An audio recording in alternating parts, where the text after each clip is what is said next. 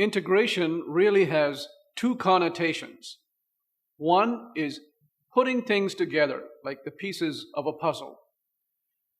That is the obvious interpretation.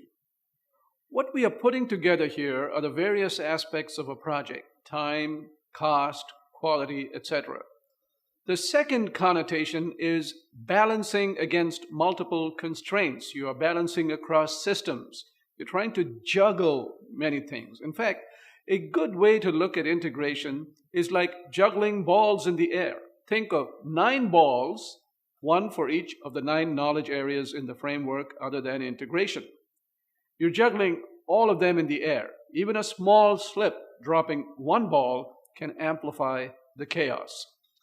So this act of integration is really making sure that all aspects and all knowledge areas of the project, the time, cost, quality, risk, human resources, procurement, stakeholders, etc., all of these are working together in harmony and jointly accomplishing what the project is supposed to accomplish.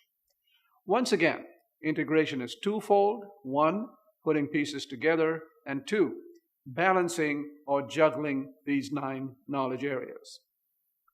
Who is responsible for integration? Responsibility for integration can be placed squarely on the project manager.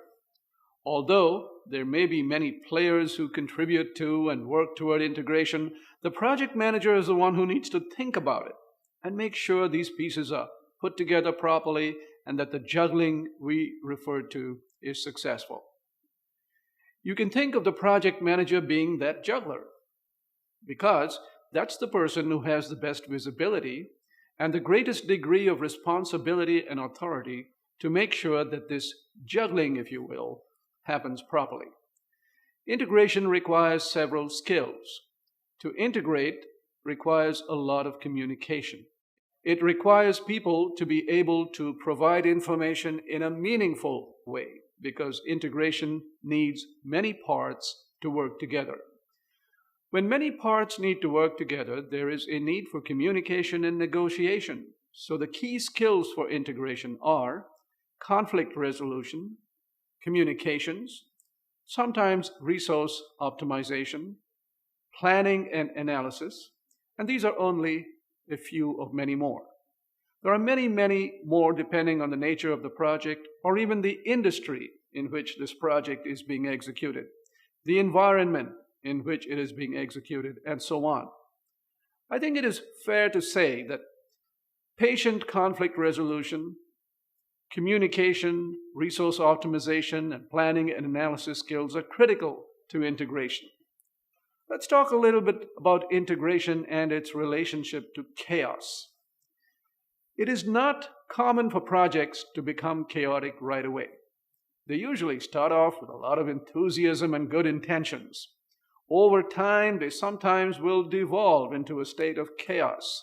In this chaotic state, there's a lot of activity. There are a lot of discussions and meetings, but not as much progress as one would hope for. Typically, that kind of chaos is indicative of a lack of good integration. It is important to make this connection between the lack of integration and chaos. More effective integration makes it more likely that there will be a degree of sanity in the project and less chaos. You want to keep that in mind.